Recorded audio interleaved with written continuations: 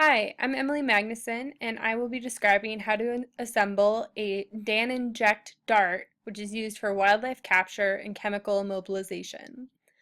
As a quick disclaimer before I begin my instructions, these instructions are intended just for this writing assignment. They are introductory information only. If you are interested in doing wildlife capture and immobilization, it's really important to receive thorough training and start handling these darts under the supervision of someone who's experienced with them. Nonetheless, this is good beginning information that will help you visualize what these darts look like and their different parts when you begin a training program. Wildlife capture is an essential part of wildlife biology and wildlife management. There are many different methods for capture, but chemical immobilization is the most common. Chemical immobilization is the delivery of an immobilization agent or drug into the muscle of a wild animal via a projected syringe, which is otherwise known as a dart. There are many models of darts, but they all have a similar structure. They have some sort of drug chamber to hold the liquid immobilization drug, and another chamber containing a force to propel the drug into the muscle of the animal. This force can either be a small explosive charge, such as a gunpowder or firecracker cap, or in the case of the Dan inject dart, which I'm about to describe, pressurized air. All immobilization drugs used for wildlife capture are extremely hazardous. They're often heavy opioids, which are extreme respiratory depressants in humans, and heavy dose tranquilizers.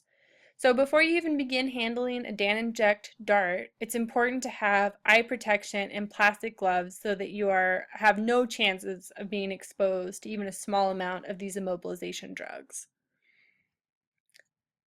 Here's a picture of the dart base. So on the left side here, on the red end, this is the air chamber. On the right end with the black plunger, this is the drug chamber. And in the middle, here's a plastic septum separating the two chambers. The first step to preparing the dart is to push the black plunger back from the beginning here towards the middle septum. You do this using a metal pin included in the Dan inject dart kit. This will leave empty space here where the liquid drug will go. To inject the drug into the dart, you'll take a clean needle and syringe, which is shown here, load the drug into your syringe and push it into the dart base. So it's really important to calculate your drug doses ahead of time. The drug doses are extremely specific to the weight, age, and species of the animal you're trying to capture. So this needs to be done under the supervision of a licensed veterinarian. Once you've injected the drug from the syringe into the drug chamber, you can immediately seal off the drug chamber with the dart needle. Use a pair of pliers to twist this needle onto the dart base. This will secure it in place. There are two important safety checks here at this point. So the first is that under this plastic sleeve on the needle is a small hole. This hole is the drug delivery port. So when the needle goes into the muscle of an animal, the drug will spray out of these holes into the muscle, delivering the drug to the wild animal. While we're handling the needle and pressurizing the dart, it's really important to make sure those ports are covered so that whoever is handling the dart isn't accidentally exposed to the immobilization drug. The second part is to cover the entire needle and a part of the dart with this hard plastic sleeve. I also use pliers to secure it tightly onto the dart base before I start pressurizing the air chamber. The first step for pressurizing the dart is to put this metal adapter shown here in the middle onto a clean, drug-free, needleless syringe. before this whole component here, the adapter and the syringe, are attached to the dart, you need to draw the plunger back to the correct volume of air necessary to pressurize the dart. Often this is between 8 and 14 milliliters, or cc's, shown here, of air. However, the amount of air you need to pressurize your Dan inject dart with is proportional to the liquid volume of drug already put into the dart. Getting this ratio correct is extremely important. There's no specific formula for it, so if you're a new person to wildlife capture or you don't remember what the correct air to drug volumes are, it's really important to look at Dan inject literature and determine the correct amount of air.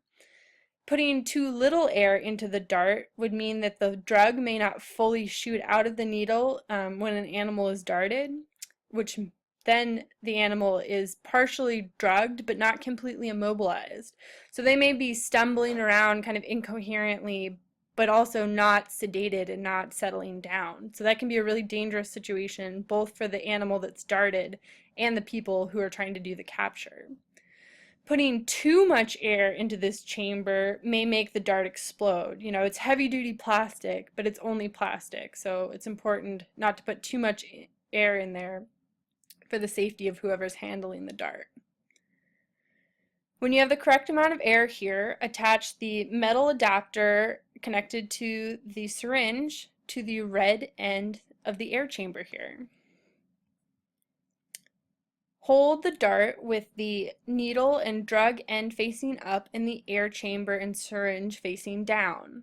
This little red plunger here should move with the airflow coming out of the syringe. So as you push this plunger up and the air goes into the needle, the red plunger will hover up. As soon as you stop pushing air out of the syringe, the plunger will fall back down, sealing off the hold of the air chamber. When you've pushed all of the air necessary to pressurize the dart, you'll use kind of a snapping motion to remove the adapter from the dart without releasing any air pressure from the air chamber. One of the last steps to completing the dart is to attach the tailpiece over the air chamber end. After that, you have a completed dart. There's a couple safety steps afterward that are important to remember. Leave the plastic sleeve over the needle until immediately before the dart is going to be used in a dart gun. Also consider the disposal of the gloves you've used for assembling this dart. It's best practice to treat the gloves as if they were contaminated, even if you're sure you didn't get any drug on them. These drugs are so hazardous, it's better to prevent any potential human exposure by carefully getting rid of your gloves. And that concludes my instructions on how to put together a Dan inject dart for wildlife capture and immobilization.